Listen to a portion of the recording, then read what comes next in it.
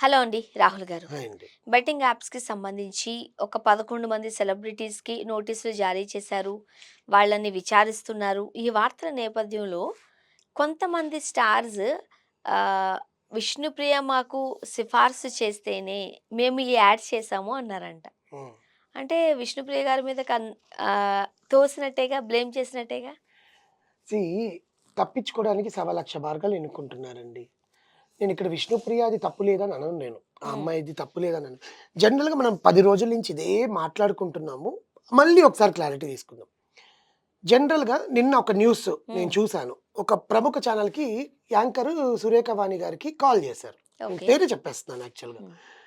ప్రముఖ channel anchor call చేసి, "ఏమ్మా ఇట్లా మీ అమ్మాయికి కూడా ఇట్లా నోటీసులు ఇచ్చారంట కదా! ఓకేనా?" అది ఇది అంటే, "సారీ చెప్పాక నోటీసులేంటండి?" ఆ ఆడియో వినండి.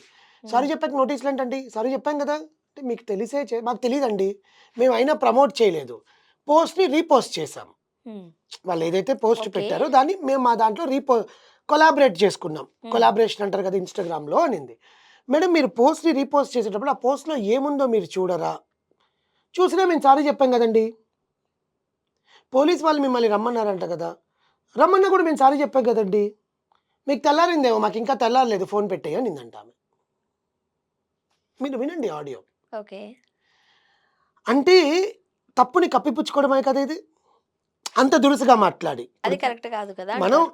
ఆబ్వియస్‌గా కోపంగా ఎప్పుడు మాట్లాడతాం? మన తప్పుని పోక్ చేస్తుంటే. ఇందులో రెండో రకం తీసుకుందాం. ఆమెకి చాలా కాల్సొచ్చాక అలా రియాక్ట్ అయ్యారేమో! పొద్దున్నుంచి చాలామంది ఓకే. న్యూస్ ఛానెల్ వాళ్ళు, చుట్టుపక్కల వాళ్ళు, ఫ్యాన్స్, ఫ్రెండ్స్, రిలేటివ్స్ ఏంటి సుప్రీత ఇలా చేసిందంట కదా! మీరేంటి ఇంత ఇబ్బంది పడుతున్నారు? నిజమేనా? హ్మ్. మీరింత డబ్బులు తీసుకున్నారా? మీరింత దోచుకున్నారా? మీరందుకే ట్రిప్పులకెళ్తున్నారా? అని చాలామంది ఫోన్‌లు చేసుండొచ్చు. హ్మ్. మేబీ ఆ ఇరిటేషన్ వల్ల ఆమె అలా అయ్యుండొచ్చని కొంతమంది మాట్లాడుతున్నారు. ఇవి రెండిట్లో కూడా సమాధానం ఏమివ్వాలి? ఏదున్నా మా లీగల్ టీమ్ రిప్రజెంట్ అవుతుంది. చూసుకుంటారు. ఎందుకంటే ఇప్పుడు ఆ అమ్మాయి హీరోయిన్‌గా అరంగేట్రం చేసింది సుప్రీత. హ్మ్.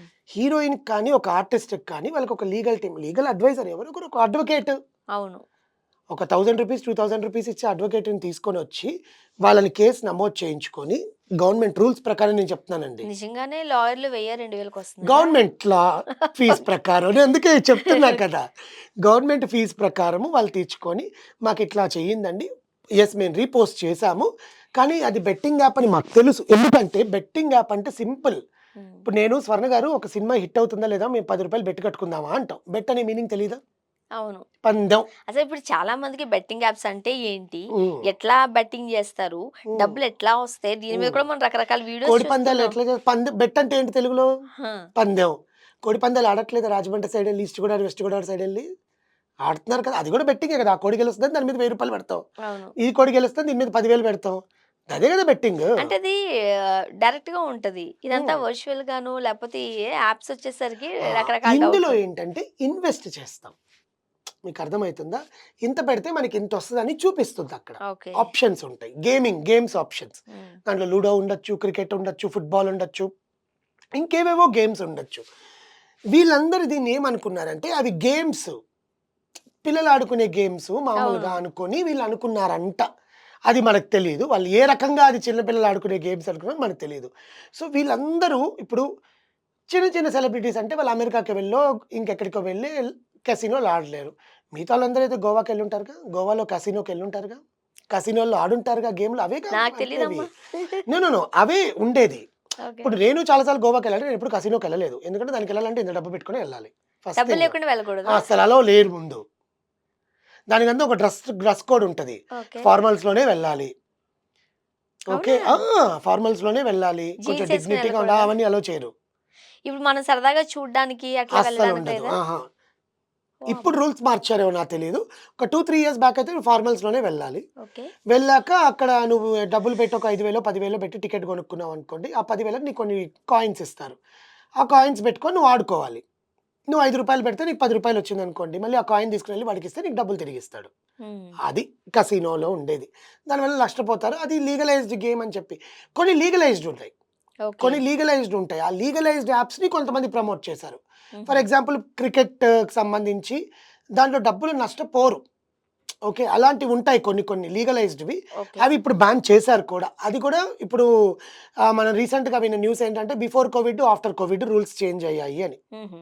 బిఫోర్ కోవిడ్ ఒకలాగా, ఆఫ్టర్ కోవిడ్ ఒకలాగా దాంట్లో law for games, law for money laundering అని చెప్పేది కొన్ని లాస్ ఉన్నాయంట. ఆ లాస్‌ని వల్ల చేంజ్ చేశారు అని చెప్పి విన్నాం. ఇక్కడ ఇవన్నీ పక్కన పెట్టేస్తే మీకు ఇప్పుడు నేనున్నానండి స్వర్ణ గారు, ఇదిగో నేను ఒక పోస్ట్ మనిద్దరం కలిసి ఒక ఫోటో దిగాము.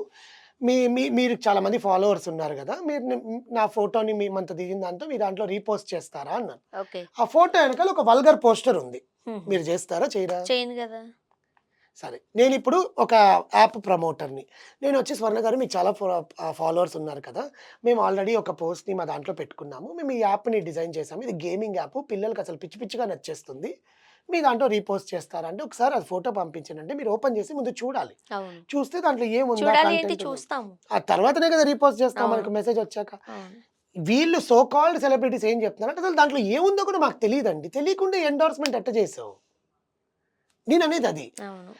తెలియదు. ఇప్పుడు వాళ్ళకి తెలియకుండా చేసిన తప్పేంటో నేను చెప్పనా? హ్మ్. దానివల్ల ఇన్నిన్ని లక్షలు పాపం ప్రజలు, పిచ్చి ప్రజలు ఇంతింత డబ్బులు పెట్టి ఇల్లులు అమ్ముకొని, ఆస్తులు అమ్ముకొని, నగలు అమ్ముకొని, తాకట్టు పెట్టుకొని ఇంత నష్టపోతున్నారన్న విషయం వాళ్ళకి తెలియకపోయుండొచ్చు అప్పుడు. దానికొక అవగాహన సదస్సు అనేది స్టార్టింగ్ నుంచి ఇప్పుడు బెట్టింగ్ యాపుల్లో చనిపోయాడు యువకుడు బలి, తండ్రి బలి, కూతురు బలి అని పోలీస్ వాళ్ళు ఒక అవగాహన సదస్సు అనేది క్రియేట్ చేస్తే వీళ్ళకి కూడా తెలుస్తది. ఓకే. కానీ ఓన్లీ సెలబ్రిటీస్‌నే అనంటే మాత్రం కాస్త ఆలోచించాల్సిన విషయమేమో అని నాకు పర్సనల్‌గా సీ అనిపిస్తది. అండి. ఇప్పుడు బ్యాన్ చేసేయండి. నేనదే అంటున్నానండి. ప్రభుత్వం కదా!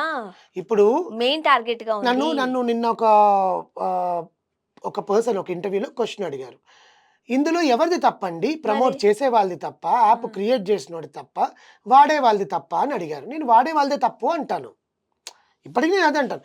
వీళ్ళ విషయంలో తప్పెక్కడంటే ఒకసారి తెలిసిన తర్వాత 15 యాప్‌లకి ప్రమోట్ చేయడం వీళ్ళ తప్పు.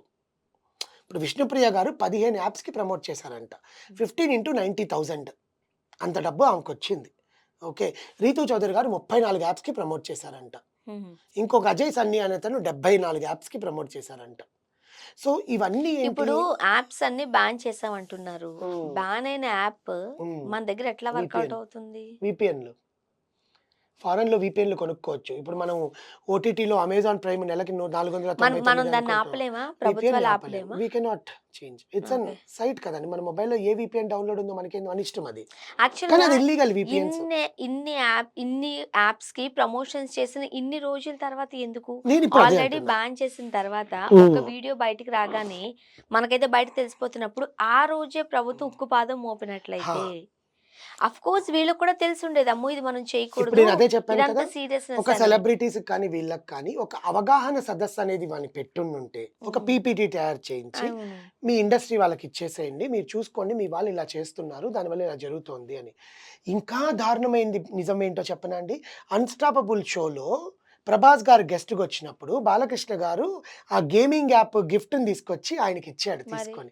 దానివల్ల పిచ్చోడు మా ప్రభాస్ అన్నే ప్రమోట్ చేశాడు అని చెప్పి నెల్లూరు జిల్లాకు చెందిన కావలి మండలం చెందిన అతను 80,00,000 కోల్పోయాడు. ఇప్పుడు ఎవరిని అరెస్ట్ చేస్తారు మరి? నిన్నెవడు వాడమన్నాడు? వాడి పెంట తినమన్నాడు. మీరు తింటారా ఏంటి? వాడి హ్మ్. గడ్డి తింటే మీరు తింటారా? ఇక్కడ మనం ఆడే వాళ్ళని తప్పు పట్టకూడదు. ఖచ్చితంగా తప్పు పట్టకూడదు. ఎందుకో ఎందుకండి? చెప్తా. ఆ! కొంతమంది దానికి బానిసైపోతారు. ఇప్పుడు రీహాబిలిటేషన్ సెంటర్స్ ఎందుకుంటున్నాయి? అదే వాళ్ళకి తెలుసు కరెక్టేలెండి. తాగకూడదు అని. అవును. అది కరెక్ట్ అని ఎట్లా అంటారు? మీరు ఒక మాట మీద ఉండాలి. ఒక్క నిమిషం. నేననేదేంటంటే, ఆడే వాళ్ళదే తప్పని ఎందుకంటున్నానంటే, ఒక్కసారి నువ్వు నష్టపోతున్నావని తెలిసాక నువ్వెందుకు ఆడే వాళ్ళది తప్పు కాదు అంటాను నేను. నేను అవును అంటాను. అనండి. అదే. ఎందుకంటే వాళ్ళు ఒక సైకలాజికల్ డిజార్డర్‌లోకి వెళ్ళిపోతారు. అది ఎప్పుడెళ్తారు? ఇప్పుడు మనకి రీహాబిలిటేషన్ సెంటర్స్ ఎందుకుంటాయి? నే ఇప్పుడు డ్రగ్స్ తీసుకుంటారు చూడండి. వాళ్ళని హ్మ్. తప్పు పట్టరు. హ్మ్. ఎందుకు హ్మ్. తెలుసా? వాళ్ళు హ్మ్. దానికి బానిసైపోతారు. వాళ్ళ మైండ్, వాళ్ళ హార్ట్ వాళ్ళ చేతుల్లో ఉండదు.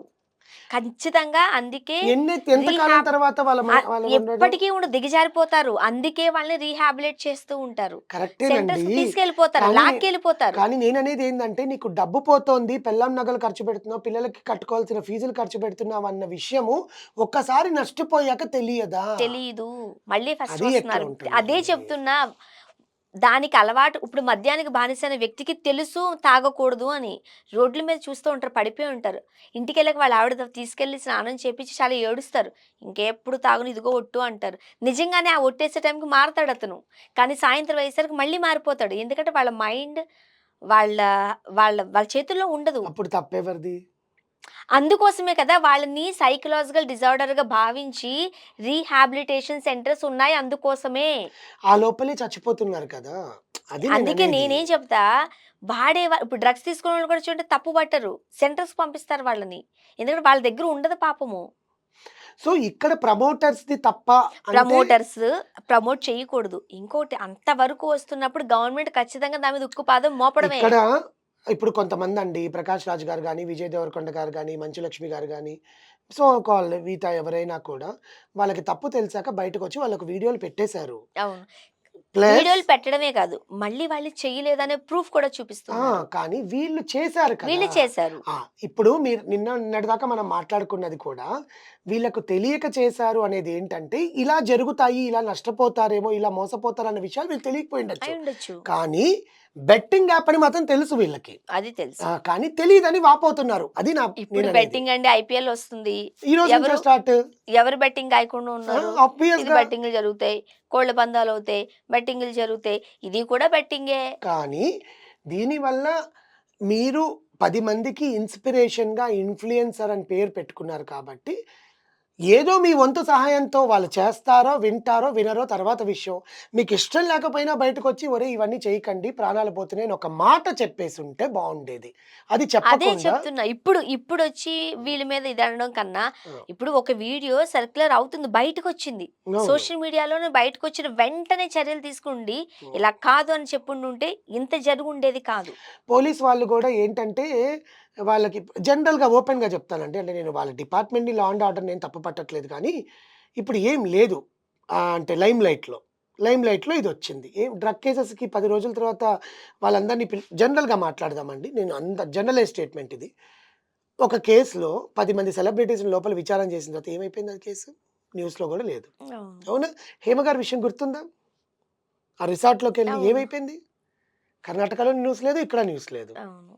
సో, అలాగే ఇప్పుడొక లైమ్‌లైట్‌లోకొచ్చింది కాబట్టి వీళ్ళందరిని పిలిచి విచారించి, వీళ్ళకి కూడా ఎవరు శిక్షలు వెయ్యరండి. శిక్షలు ఎవరికేస్తారంటే ఎవరైతే వీళ్ళ నోటీసుల్ని అధిగమించి పారిపోయారో వాళ్ళకైతే శిక్ష ఖచ్చితంగా ఉంటుంది. కానీ వీళ్ళ నోటీసుల్ని గౌరవించి అక్కడికొచ్చి విచారణలో వీళ్ళ వంతు సపోర్ట్ వీళ్ళిస్తున్నారు. వీళ్ళకొక అవగాహన సదస్సు క్రియేట్ చేసి, మేడం మీ వల్ల ఇంతమంది నష్టపోయారు. మీరింక ఇవన్నీ చేయకూడదు. సో, అంతే. ఇలాంటివన్నీ చెప్పి పంపిస్తారని వీళ్ళు అనుకుందాం. కూడా సెలబ్రిటీస్ అయిపోగానే ఒక యాడ్స్ మన దగ్గరికి కుప్పలు తెప్పలుగా వస్తున్నాయంటే ఆలోచించుకోవాలి. ఆ వ్యామోహం అలా అనేదొచ్చేస్తుంది. డబ్బులొస్తున్నాయి. డబ్బు వ్యామోహం ఇప్పుడిప్పుడు అంతే. ఎవ్వరిని తప్పు పట్టే పరిస్థితి ఎక్కడ ఇక్కడ అనిపిస్తుంది? ఎవ్వరిది ఏమీ తప్పు లేదండి. అందరూ అందరే. దానివల్ల బలయ్యేదేటంటే కొంచెం ఈ ఇప్పుడు అందరూ డబ్బులు అన్‌ఎడ్యుకేటెడ్. పెట్టరు తెలుసా మీకు? మీరు ఇంతకు ముందు అవును. అన్నారు ఆపేయొచ్చు కదా అన్నారు. అసలు ఆపేసే ఉద్దేశం ఉన్నవాడు స్టార్ట్ చేయడు. ఇప్పుడు అవునండి. నేనున్నానండి నాకు నీకు ₹1,00,00,000 ఇస్తాను బెట్టింగ్ పెట్టంటే నీ ₹1,00,00,000 నువ్వే ఉంచుకో నా డబ్బులు నాకు చాలులే అంట. మన మైండ్ సెట్ ఎట్లా ఉంది? ఆబ్వియస్‌లీ. ఈజీ మనీకి అలవాటు పడే వాళ్ళ మైండ్ సెట్ అట్లా ఉంటది. అంతే. ఇప్పుడు గంటలో చూద్దాం. ఎవడిస్తాడండి గంటలో డబ్బులు మనకు? అదే కదా! చూద్దాం ఎంతవరకు దారి తీస్తదో ఇది. Thank you so much.